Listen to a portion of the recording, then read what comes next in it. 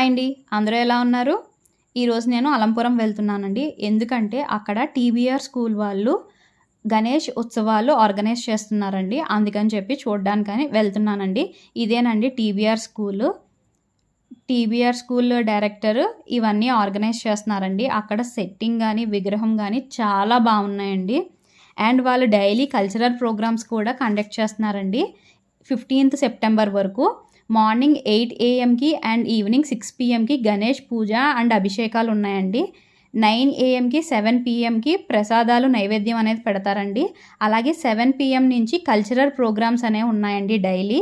మనకి 16th 3 PM ఊరేగింపు అనేది ఉందండి.